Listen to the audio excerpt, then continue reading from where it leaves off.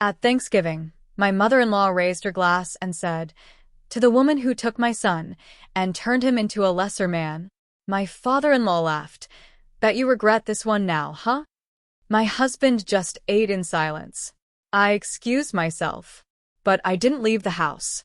I left a recorder in the centerpiece, and what I played back for the entire family at Christmas dinner. Left the room silent. I'm 39. I've been married to my husband, Daniel, for 8 years. We met at work in Dallas. He's a nurse, I'm in hospital admin. When we met, we clicked fast. Same sense of humor, same work ethic. He was kind, patient. He listened to me in a way no one ever had before. He'd walk me to my car every night, send me little notes in the morning, rub my feet when I was too tired to even speak. We moved in together after a year. Married within 2. That's when things got harder. And it all came down to his family. His mother, Marianne, was cold from the beginning. She never raised her voice. Never outright insulted me. It was all underhanded. Quiet jabs. Disapproving looks.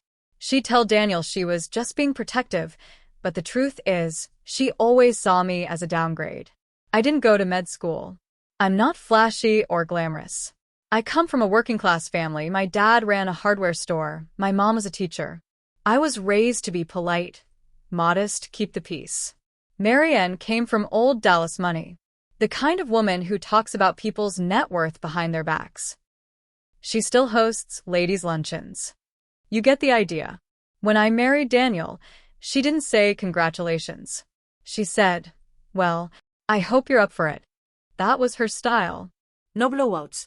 Just steady, quiet erosion. A comment here, a dig there. Over the years, I tried. God, I tried. I invited her to brunches. Asked for her advice on recipes. Bought her a silk scarf she once mentioned offhand. She barely noticed. She'd smile with her lips and stab with her words.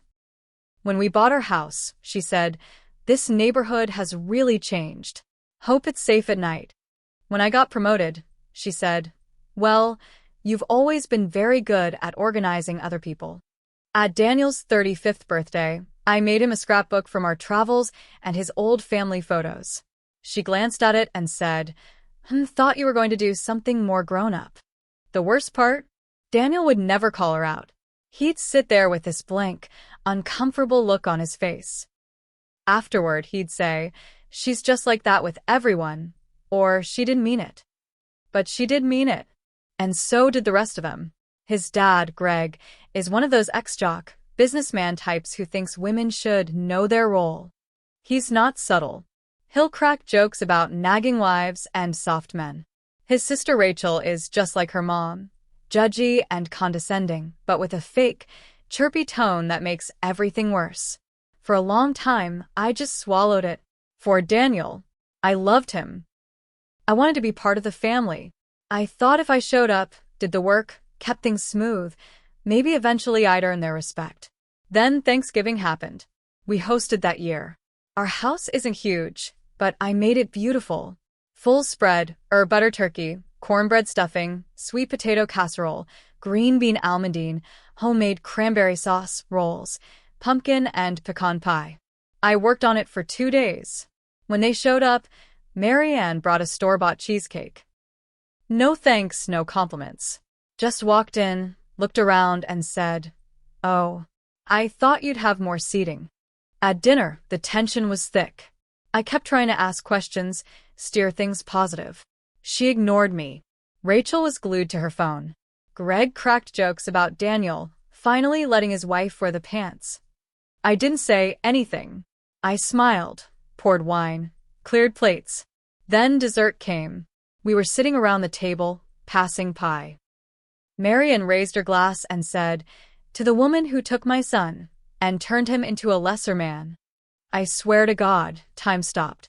Greg laughed and said, "Bet you regret this one now, huh?" Rachel snorted. Even her husband chuckled. And Daniel? He didn't even look at me. Just kept eating like nothing happened. I excused myself. Said I had a migraine. I went upstairs. But I didn't leave. I'd planned ahead.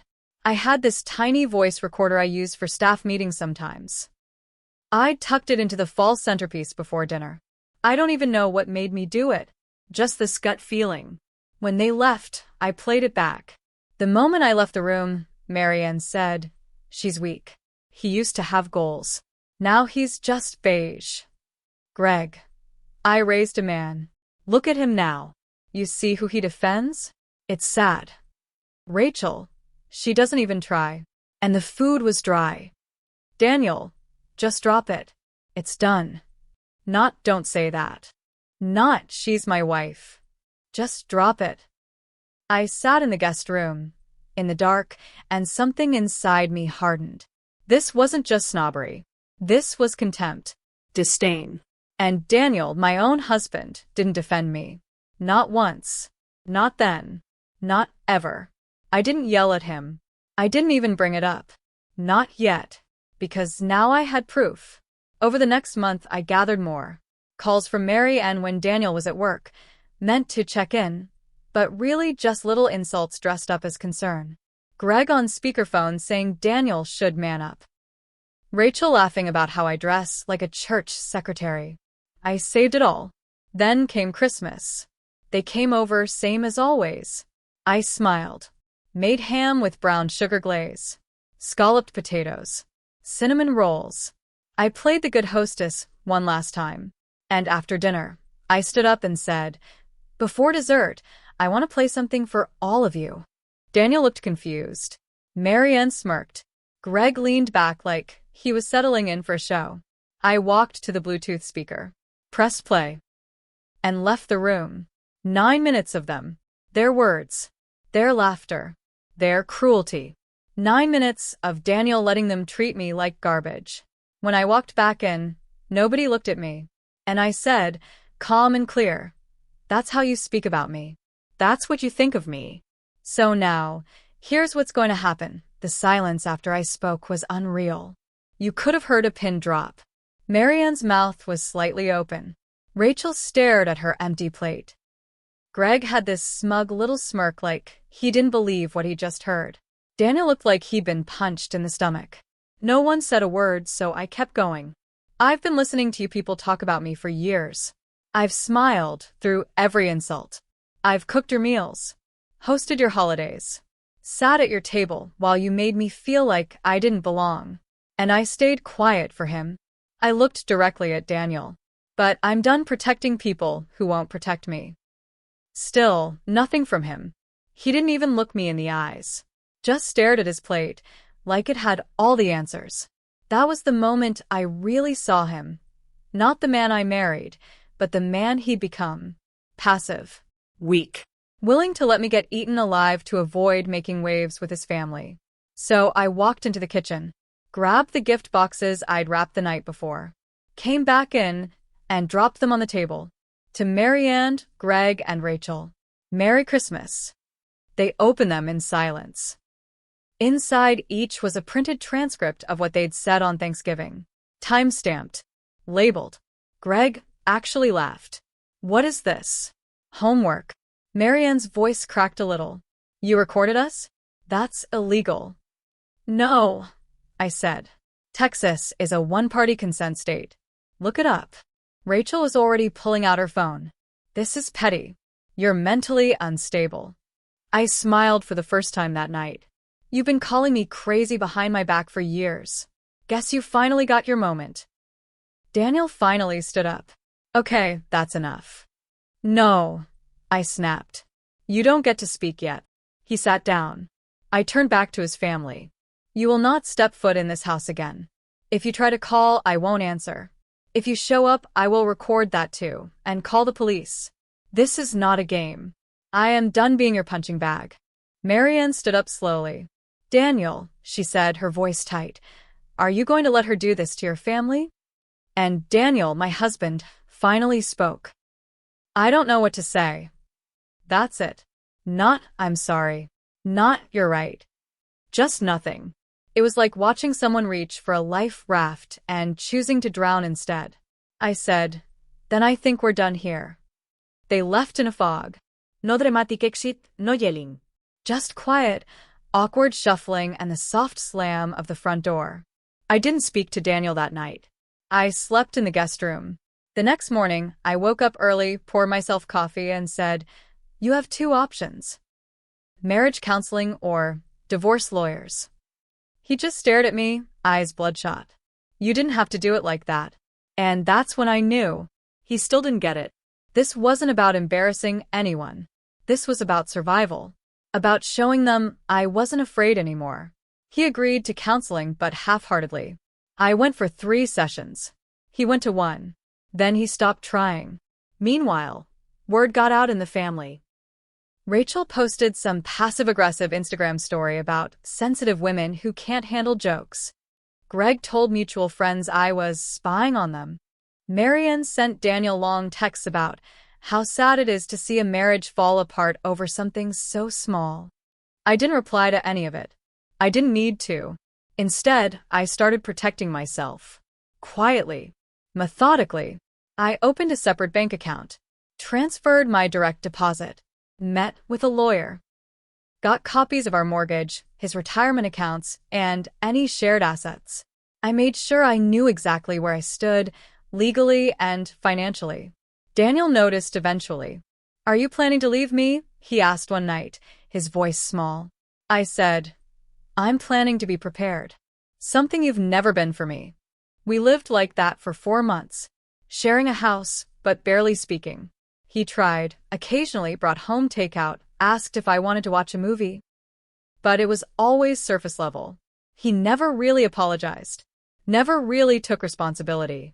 His family stopped contacting me entirely, but they still called him. Every single day.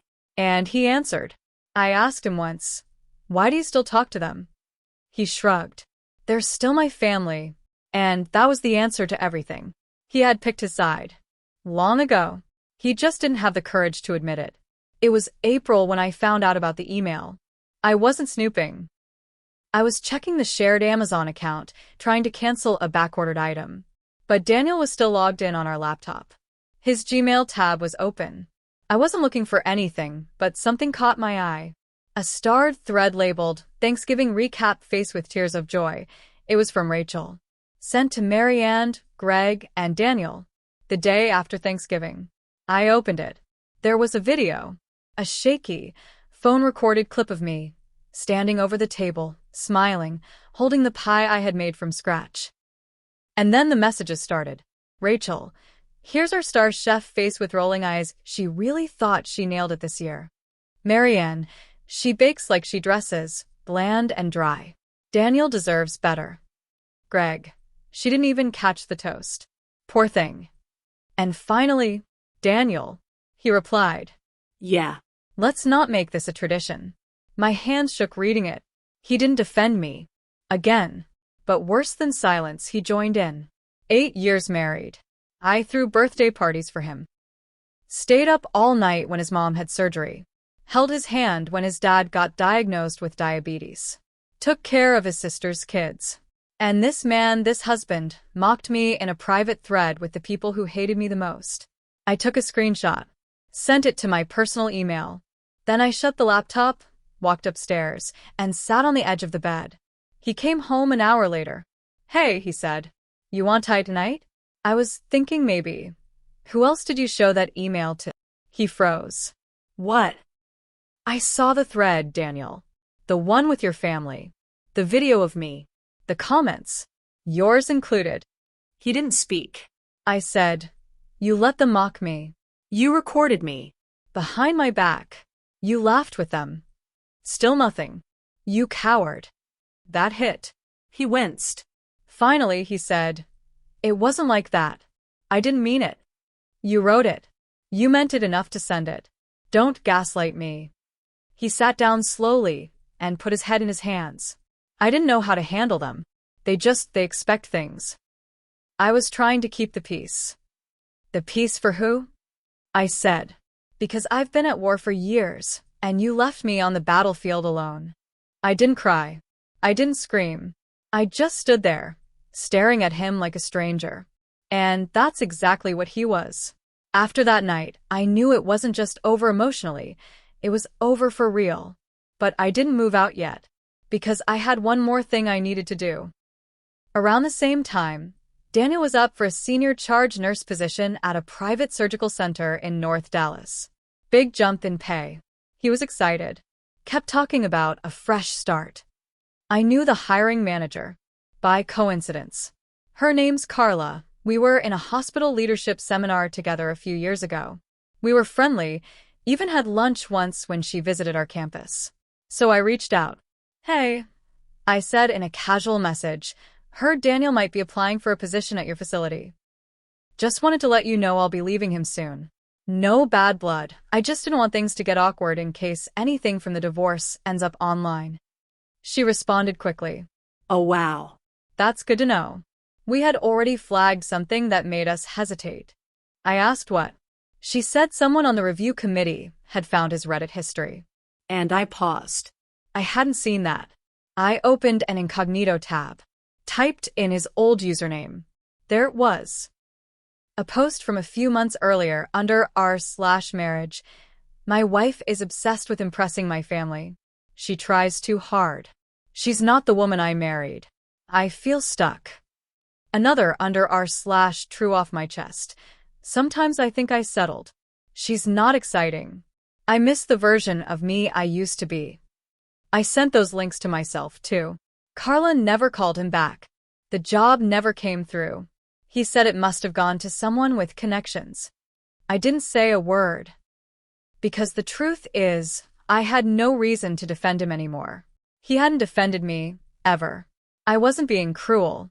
I wasn't being petty. I was just done being quiet. That weekend, I filed for divorce. Daniel came home to the paperwork on the table, and my wedding ring sitting on top of it. He didn't yell. Didn't beg. Just sat down and read the documents in silence. He said, "So that's it?" I said, "No. That's finally it." The divorce took 6 months. We didn't fight over much. I had already moved my money out. We didn't have kids. The house was split 60/40ths in my favor. My lawyer made sure of that. I got the dining set I loved. The bookshelves I built. My grandmother's china. He kept the couch, the TV, and his silence. We didn't speak outside of the required meetings. He moved into a small apartment in Plano. I stayed in the house until I sold it 2 months later.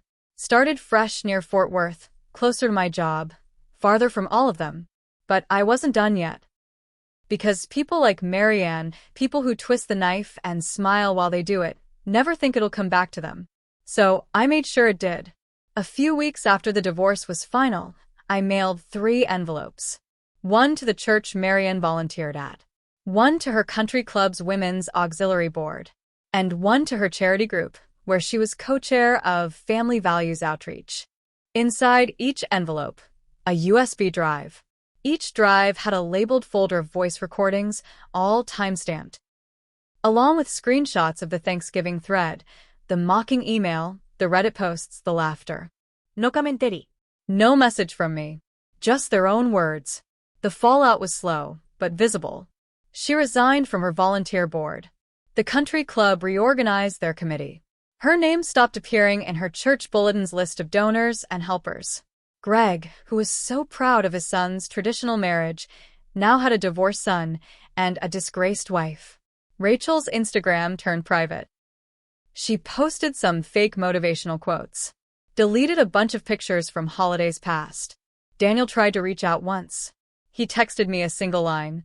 Was all of that really necessary? I waited an hour, then replied, yes. Blocked his number after that. For good. I live differently now. Quiet. Clean. No noise. No forced smiles. No pretending. Some nights I still think about Thanksgiving. How small I felt sitting at that table. How alone. But then I remember Christmas. And how I stood up, pressed play, and finally told the truth, without raising my voice, without lowering my head. That's what real revenge looks like. Not screaming. Not fighting. Just showing people who they really are and letting the world watch them squirm.